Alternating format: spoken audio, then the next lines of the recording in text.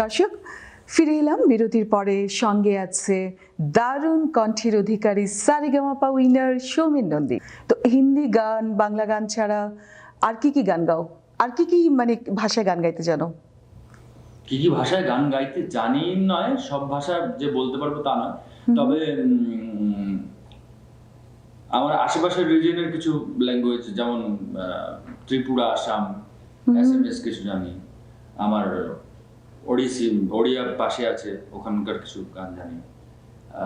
এছাড়া regional folk কিছু কিছু ল্যাঙ্গুয়েজ আছে আমাদের, বাংলা, বাঙালি, সেগুলো আমি জানি কিছু। আর তোমার ফ্যান কেমন? ফ্যান ক্লাব কত আছে? ভালো না? তোমার ওই গানটা খুব সুন্দর, হিন্দি, তানহাই। তানহাইটা হিন্দি জি টিভিতে গাওয়া। আচ্ছা, শোনানো যাবে?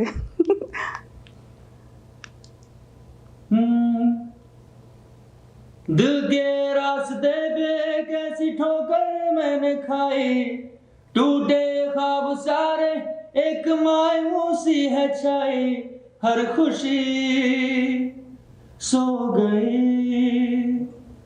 जिंदगी खो गई,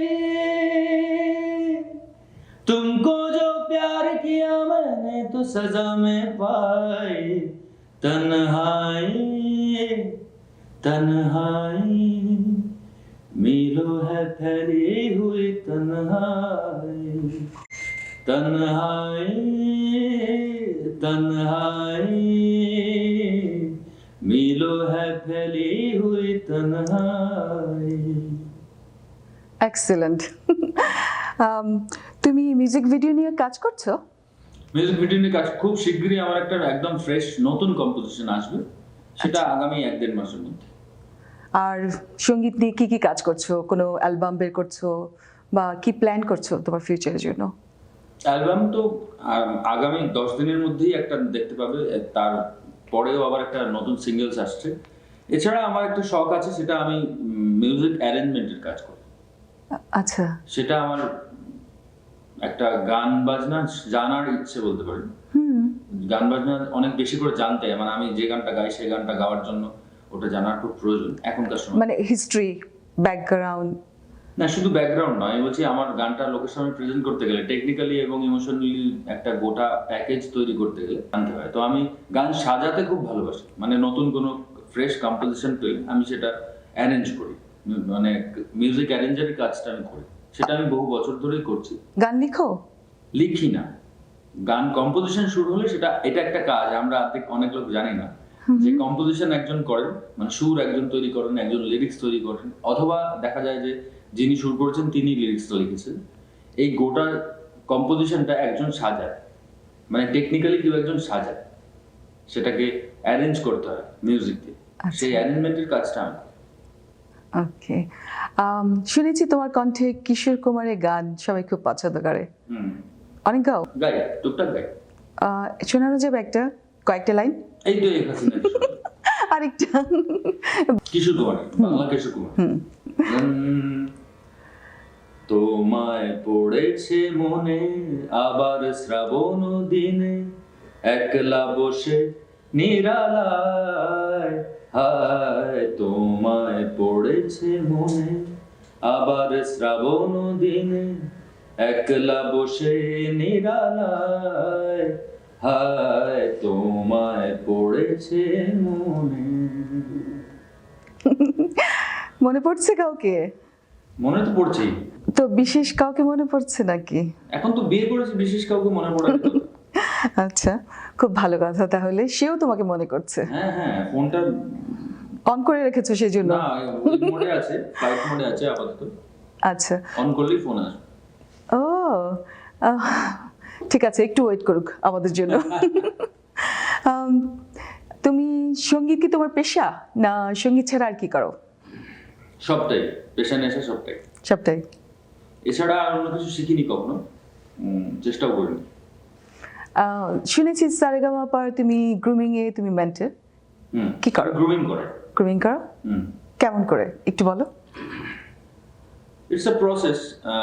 আমরা 3-4 মাস ধরে সমস্ত জায়গাকার অডিশন নিই, অডিশন নিয়ে বেশ কিছু লাখ লাখ ছেলে মেয়ে সেখান থেকে সিলেক্ট হয়, সেখান থেকে বারবার করে স্ক্যানিং হতে হতে হতে হতে লাস্টে এসে বেশ কিছু লোক 30-40 জন থেকে যায়। থেকে যায়। সেখান থেকে আমরা এপিসোড স্টার্ট করি, তারপরে সং সিলেকশন থেকে শুরু করে কার হিসাবে কার কি গান ভালো যাবে সেই অনুযায়ী ডিটেল ওয়ার্ক হয়। প্রত্যেকটা গানের লাইন, শব্দ কারেকশন থেকে শুরু করে কোন পিচে হওয়া উচিত বা কি আর যত ডিটেল হয় আর কি গান নিয়ে, আমরা সমস্ত ডিটেল নিয়ে কাজ করি। যারা ভিডিওগ্রাফির কাজ করেন তারা ব্যাকড্রপ থেকে শুরু করে সেট থেকে শুরু করে গোটাটা একটা টিম ওয়ার্ক। তাহলে বলতে শুধুমাত্র শুধু গান গাওয়াটাই নয়, গান গাওয়াটা তো অবশ্যই, সেগুলো তো আলাদা করে নিয়ে বসতে হয়।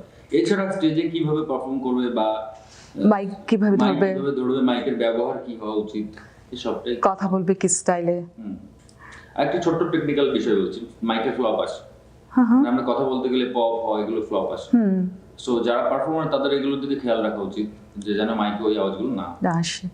আমার তো ভীষণ শেখা দরকার, একটু শেখা যাবে আজকে, শেখানো যাবে?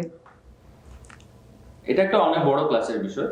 আমি সাধারণ বিষয় বলছি যে আপনি চেষ্টা করবেন, আপনি নিজে হাত দিয়ে কথা বলবেন, দেখবেন যে শব্দগুলোতে আপনার হাতে হাওয়া লাগছে, ফ বলে দেখুন, হ্যাঁ ফ বলুন, হাতে হাওয়া লাগবে তো, হ্যাঁ, এবার চেষ্টা করুন যাতে হাতে হাওয়াটা না লাগে, ফ এইভাবে বলতে হবে পরে। ফ মানে স্লোলি না, স্লোলি নয়, ঠোঁট দুটো ব্যবহার করতে হবে।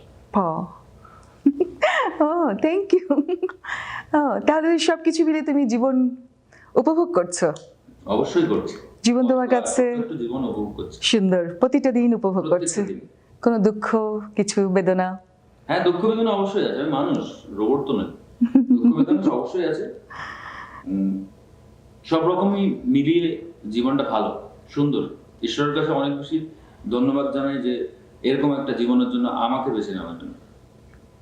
অনেক লাকি তুমি তাহলে নিজেকে মনে করি। তোমার আব্বু আম্মুর কথা একটু বলো। বাবা মা গান বাজনা, আমি যখন থেকে জন্মেছি তখন থেকে দেখছি যে বাবা মা গান বাজনার টিচার। বাবা ওস্তাদ ইউসুফ খান সাহেবের সঙ্গে সঙ্গত করতেন, পিওর ক্লাসিক্যাল। আর মাকে দেখেছি গান শেখাতে বাড়িতে। তো বাড়িতে একটা স্কুল আছে, সেখানে বাবা মার গানের প্রচুর স্টুডেন্ট আছে, তারা আসে। বেশ বড় বয়স পর্যন্ত বাবা আমাকে বাইরে গান করতে যেতে দেননি, বিকজ বলেছিলেন যে ভালো করে রেয়াজ করে শিখে তারপরে বাইরে গান করতে যাবে, তার আগে গান গাইবে না কোথাও। তো তুমি সেটা অক্ষরে অক্ষরে পালন করেছো? পালন করার ছাড়া উপায় ছিল না, না এদিক থেকে ওদিক হলে পিটানি করতে। তাছাড়া শুনেছি ইন্ডাস্ট্রিতে তোমাকে নাকি খুব ভালো ছেলে বলে মনে করে। দুষ্টামি করো না? একদম দুষ্টামি প্রচুর করি, সেগুলো সামনে আসে না, থাকে ভিতরে লুকানো থাকে। দর্শক, নিচ্ছি ছোট্ট একটি বিরতি, সঙ্গে থাকুন।